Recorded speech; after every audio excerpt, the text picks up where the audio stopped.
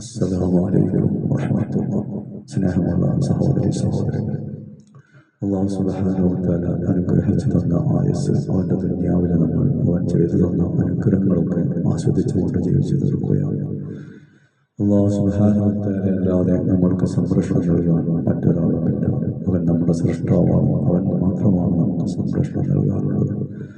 ആയതുകൊണ്ട് അള്ളാഹുവിനെ ഓർത്തുകൊണ്ട് ജീവിക്കാൻ നാം എല്ലാവർക്കും അള്ളാഹു തൗഫീഖ് നൽകുമാറാകട്ടെ. അതിനുവേണ്ടി പരിശ്രമിക്കുന്നത് നമ്മുടെ ബുദ്ധിയുടെ ഭാഗമാണ്.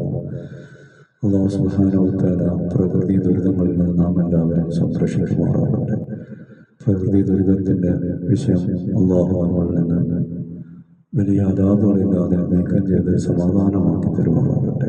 പ്രത്യേകിച്ച് കേരളത്തിൽ മഴ വളരെയധികം വർഷിച്ചുകൊണ്ടിരിക്കുകയാണ്. ഖൈറായ മഴ അള്ളാഹു നമുക്ക് നൽകുമാറാകട്ടെ. ശർറുകൊണ്ടുള്ള മഴ നമുക്ക് വേണ്ട, അള്ളാഹു നീക്കം ചെയ്ത് തരുമാറാകട്ടെ. ഒരുപാട് പ്രളയ ദുരിതങ്ങൾ അനുഭവിച്ചവരാണ് കേരളത്തിലുള്ളവർ. ഇനിയും പ്രകൃതി ദുരിതത്തിൽപ്പെട്ട് പ്രളയ ദുരിതം അനുഭവിക്കേണ്ടി വരിക എന്ന് പറഞ്ഞാൽ വളരെ പ്രയാസകരമാണ്. റബ്ബേ, ഞങ്ങൾക്ക് നീ അത്തരം ദുരിതങ്ങൾ ഞങ്ങളിൽ നിന്ന് നീക്കം ചെയ്ത് ഞങ്ങൾക്ക് നീ സമാധാനം നൽകണേ എന്ന് എല്ലാവരും അള്ളാഹുവിനോട് ദുആ ചെയ്യുക. അള്ളാഹു മാത്രമാണ് സംരക്ഷണം നൽകാനുള്ളത്. പ്രത്യേകിച്ച് എല്ലാവരും ദുആ ചെയ്യണമെന്ന് അഭ്യർത്ഥിച്ചുകൊണ്ട് അസ്സലാമു അലൈക്കും വറഹ്മത്തുള്ളാഹി.